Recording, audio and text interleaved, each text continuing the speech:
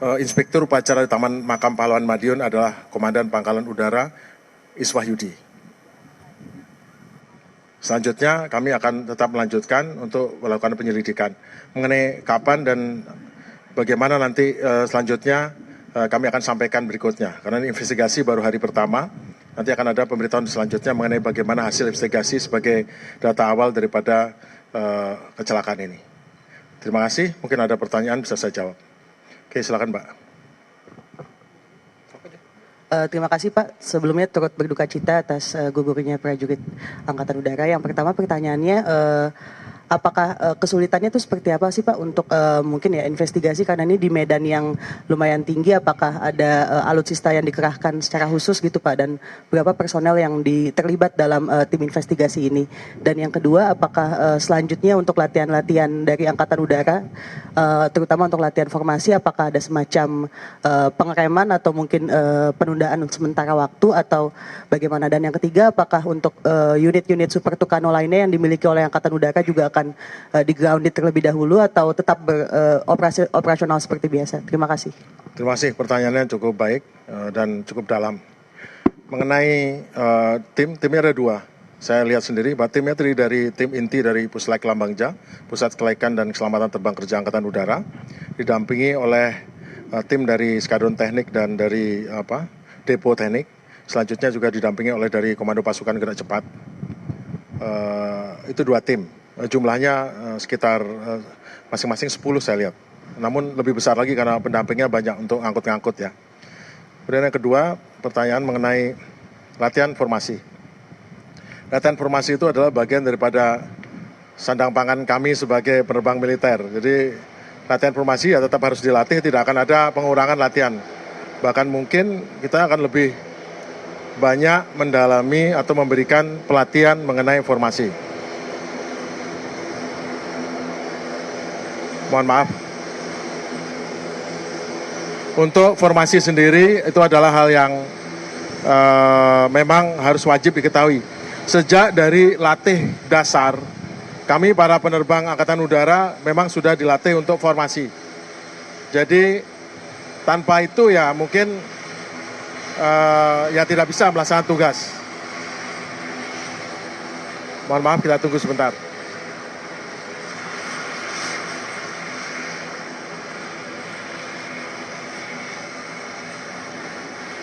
Latihan formasi sendiri adalah manuver yang memang diperlukan pada saat kita harus penetrasi bersama-sama, karena kemungkinan kalau kita kehilangan adalah cukup besar sehingga kita harus kontak sama-sama. Jadi memang formasi itulah bagian dari kami. Untuk kedepannya mengenai pesawat Tucano, tentu pesawat Tucano akan sementara tidak terbangkan sampai data awal apakah ada hal teknis terkait dari kecelakaan ini. Bila data teknis bisa tidak karena data teknis, maka tentu akan terbang lagi. Super Tucano adalah salah satu daripada pesawat Angkatan Udara yang tingkat kesiapannya sangat tinggi. Pesawat ini cukup baik dirawat dan cukup cadangnya cukup bagus sehingga tidak ada masalah dengan pesawat Super Tucano. Pesawat ini sangat handal, sangat mumpuni dan andalan kita dalam banyak misi. Kan ada lagi yang bertanya? Silakan Mas. Bapak izin, silakan. Saya Iwan dari CNN. Pak, kalau melihat dari kronologi yang pernah Bapak sebutkan, kalau pernah melihat kronologi yang tadi Bapak sebutkan juga dan kemarin juga disebutkan, itu ada pesawat formasi kemudian masuk ke awan dan kemudian pesawat jatuh. Apakah ada kemungkinan, ini dugaan awal aja, apakah ada kemungkinan dua pesawat itu bertabrakan di udara baru kemudian terjatuh? Itu aja Pak. Terima kasih. Saya tidak berani menjawab mengenai soal tabrakan ya, tapi menurut pengamatan saya kalau dua LET-nya itu menyala dengan waktu yang tidak bersamaan, artinya kemungkinan besar itu tidak tabrakan. Kalau tabrakan mesti kan ada ribut di udara kan, karena masih ada waktu untuk sampai menghantam bawah, tapi ini tidak ada. Jadi, tapi saya tidak bisa ngambil kesimpulan dengan pasti karena kita lihat aja, karena flight data recorder yang dua kan belum didapat, maksudnya belum bisa dibuka, belum dibuka. Terima kasih. Izin Bapak, Gita Pak dari Tribun News. Mau tanya Pak, terkait dengan proses investigasi ini, apa rencananya juga TNI Angkatan Udara menggandeng pihak eksternal gitu Pak, terkait proses investigasi itu? misalnya KNKT Untuk gitu. investigasi saat ini kami sudah bisa melaksanakan sendiri. Kami juga lulusan daripada sekolah-sekolah investigasi di luar yang cukup handle khususnya untuk militari. Dan kebetulan sekarang pesawat militer juga khususnya seperti Super Tucano sudah dilengkapi dengan flight data recorder. Kan sudah biasanya pesawat militer tidak ada, tapi ini ada. Jadi lebih memudahkan untuk investigasi. Tentu kita akan gunakan bantuan luar bila kita kesulitan untuk mengungkap, tetapi mestinya kami sementara masih bisa untuk melaksanakan investigasi sendiri. Karena kita juga memiliki ahli-ahlinya, tentunya kita akan berupaya sendiri dulu, baru setelah itu kita minta bantuan dari luar. Terima kasih. Ini Pak, kemudian Pak soal proses investigasi itu kan ini banyak beredar video-video yang sebelum kejadian itu Pak yang di masyarakat. Apakah itu nanti juga menjadi bagian dari investigasi Pak? Maksudnya Video-video yang video beredar di media sosial itu Pak. Video formasi yang masuk ke awan, terus oh ya, itu itu juga akan bagian dari jadi ini. investigasi. Kan memang pertama kali masuk formasi itu kan in and out ya, nggak tebel gitu ya. Kan gara-gara dimulai pada saat tiba-tiba masuknya di tebel sekali yang buat mereka harus harus tidak bisa mempertahankan formasi dan secara prosedural memang harus keluar. Pak, izin Heru dari Radio El Sinta. Terkait dengan 4 TNI AU yang gugur ini, apakah mereka sudah berkeluarga semua atau setelah mereka ditinggalkan oleh para yang gugur ini, apakah ada apresiasi untuk keluarga dari pihak TNI AU? Terima kasih. Terima kasih. Tentu kami Angkatan Udara seperti halnya Angkatan lain di TNI sangat menghargai para personilnya yang telah bekerja atau berjuang sampai pengorbanan melebihi batas yang harusnya diberikan. Kami akan sangat memperhatikan para keluarga, kami akan bantu semaksimal mungkin sesuai dengan kemampuan TNI Angkatan Udara.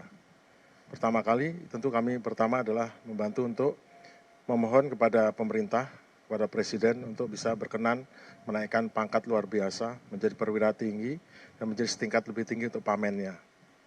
Khusus untuk 3 untuk kolonel dan pamen memang itu memerlukan surat dari Presiden sebagai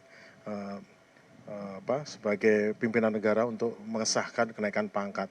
Ditambah dengan untuk yang mayor menjadi letnan kolonel itu adalah kami. Jadi kami akan perhatikan seluruhnya mengenai kesejahteraan daripada keluarga-keluarga prajurit yang ditinggalkan. Itulah tujuannya mengapa kami selalu berusaha untuk memperhatikan, mohon maaf saya agak terharu sedikit. Intinya kami akan selalu memperhatikan keluarga. Dari awal pada anak-anaknya, kesejahteraannya, sekolahnya kami akan perhatikan. Karena itu memang tugas daripada angkatan selain mengurusi mengenai kegiatan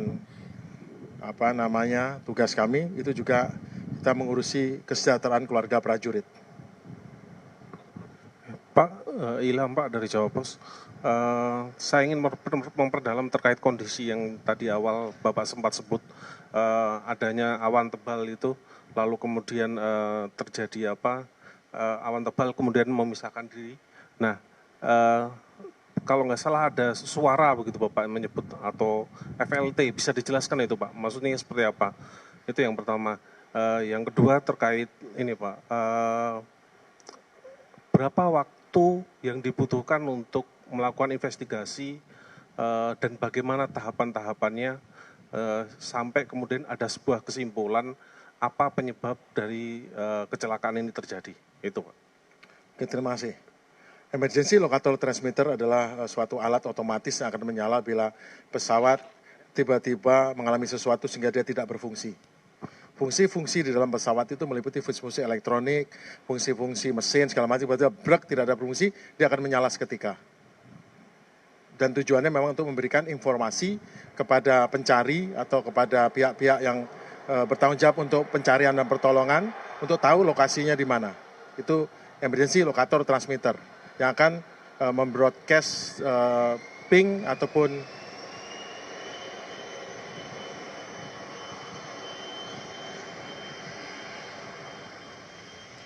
akan membroadcast ping mengenai posisi dan bunyinya juga akan membuat kita akan mudah untuk mencari.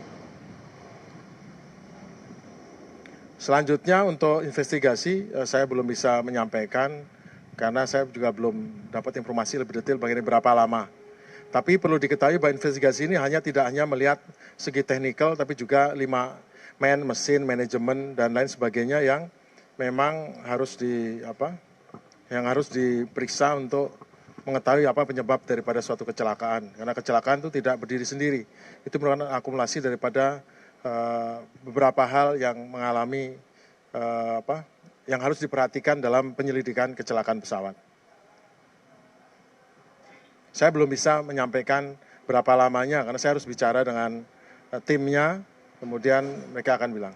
Kalau yang lain-lain saya sudah bicara dengan pilot-pilot yang mengalami terbang sehingga saya bisa menyampaikan informasi mengenai awan tebal dan sebagainya itu saya sudah dapat dari tangan pertama, jadi saya bisa bicara soal itu. Tapi kalau yang lainnya yang saya belum bicara, saya tidak bisa menyampaikan.